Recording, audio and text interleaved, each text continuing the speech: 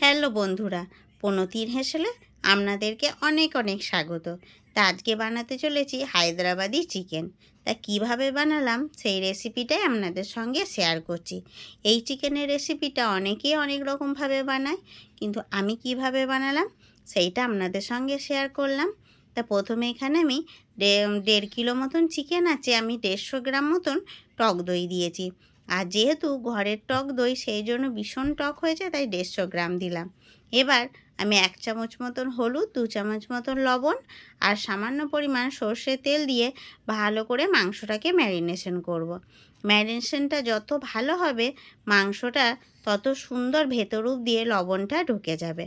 তা যাই হোক, মাংসটাকে আমার সুন্দরভাবে ম্যারিনেশন করা হয়ে গেছে। এবার আমি একটা ঢাকা দিয়ে আধ ঘন্টা মতন রেস্টে রেখে দেবো। আর এদিকে আমি সমস্ত রকম মশলাকে গুছিয়ে নিয়েছি। এবার কড়াই বসিয়ে দিয়েছি। এখানে আমি 3টে মতন মিডিয়াম সাইজের পেঁয়াজকে ভালো করে কুচো করে নিয়েছি। এবার এটা বেরেস্তা করে নেব। তো আমার ভালো করে ভাজা হয়ে গেছে, এবার আমি তুলে নিলাম। এবার ওই কড়াইতেই আর খানিকটা পরিমাণ সর্ষের তেল দিলাম, তেজপাতা আর দিলাম শুকনো লঙ্কা ফোড়নে। তো তারপরে একটু নাড়াচাড়া করে আমি আর 3টে মতন পেঁয়াজকে পেস্ট বানিয়ে রেখেছি, সেই পেঁয়াজটা দিয়ে দিলাম তেলের ওপর। খানিকক্ষণ নাড়াচাড়া করে নেওয়ার পর এবার আমি এতে দিয়ে দেবো হচ্ছে 2টো মতো মিডিয়াম সাইজের টমেটোকে আমি কুচিয়ে রেখেছিলাম, সেইটা দেবো। তো টমেটো কুচানোটা দিয়ে দিলাম। এবার দিলাম হচ্ছে একটু লবণ, যাতে টমেটোটা তাড়াতাড়ি নরম হয়ে যায়।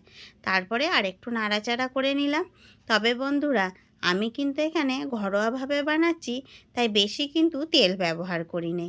তাতে আবার মাংসে একটু চর্বি আছে, সেই জন্য আরও আমি সামান্য পরিমাণই তেল দিয়েছি। এবার দিয়ে দিলাম রসুন বাটা 2 চামচ আর দিলাম 1.5 চামচ মতন আদা বাটা। এবার ভালো করে নাড়াচাড়া করে নেব। তার আগে আমি এখানে কাশ্মীরি লঙ্কা, শুকনো লঙ্কা আর কাঁচা লঙ্কার একটা পেস্ট বানিয়েছিলাম, এখানে আমি 2 চামচ মতন দিয়ে দিলাম। এবার ভালো করে নাড়াচাড়া করে নেব। নাড়াচাড়া করতে করতে এদিকে আমার দেখুন খুব সুন্দরভাবে নাড়াচাড়া করা হয়ে গেছে, তেলটা হালকা হালকা ছাড়তে লেগেছে। ঠিক এই টাইমে আমি আর একটু সামান্য পরিমাণ হলুদ ব্যবহার করলাম, বেশি কিন্তু দিলাম না। যেহেতু চিকেনে হলুদ মাখানো আছে, তার জন্য আমি অল্প পরিমাণ মশলাতে হলুদ দিলাম। তো মশলাতে হলুদ দিয়ে আর নাড়াচাড়া করে একটু স্বাদ মতন দিয়ে দিলাম চিনি। এবার কিছু গুঁড়ো মশলা দিলাম, যেমন হচ্ছে 1/2 চামচ জিরে গুঁড়ো, 1/2 চামচ ধনে গুঁড়ো। এবার ভালো করে নাড়াচাড়া করে নিলাম। নাড়াচাড়া করে বেশ যখন দেখব মশলাটা সুন্দরভাবে কষানো হয়ে গেছে, ঠিক এই টাইমে আমি এবার ম্যারিনেশন করা মাংসটা দিয়ে দেবো। তো আমার মাংসটা দেওয়া হয়ে গেল। এবার ভালো করে মাংসটাকে মশলার সঙ্গে মাখিয়ে নেওয়া হবে।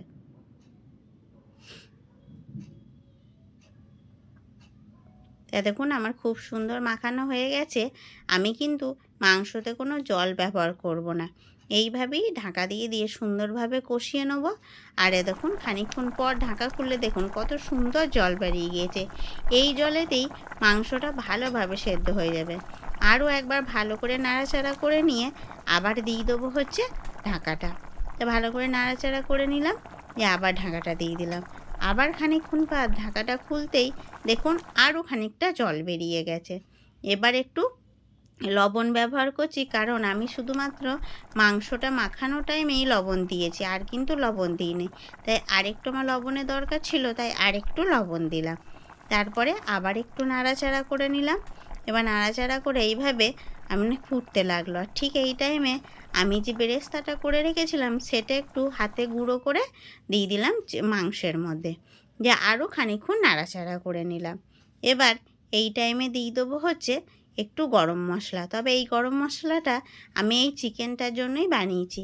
আর একদিন আপনাদেরকে এই যে মশলাটা বানিয়েছি এইটা আপনাদের সঙ্গে শেয়ার করব। এইখানে শুধুমাত্র কিন্তু গোটা গরম মশলা নেই, সাথে আছে জায়ফল, জায়িত্রী, তারপরে বড় এলাচ, আছে স্টারফিশ, আছে আপনার ধরুন সাহাজিরে আর গোলাপের পাপড়ি। তার সঙ্গে তো দারচিনি, লং, এলাচ তো আছেই। সব কিছু দিয়ে একটা সুন্দর মশলা বানিয়ে নিয়েছিলাম। তারপরে ওপর থেকে একটু ধনেপাতা আর পুদিনা পাতা ছিটিয়ে বন্ধ করে দিলাম গ্যাসটা। ব্যাস আমার তৈরি হয়ে গেল হায়দ্রাবাদি চিকেন। তো বন্ধুরা, এইভাবে অতি অবশ্যই বাড়িতে একবার বানাবেন।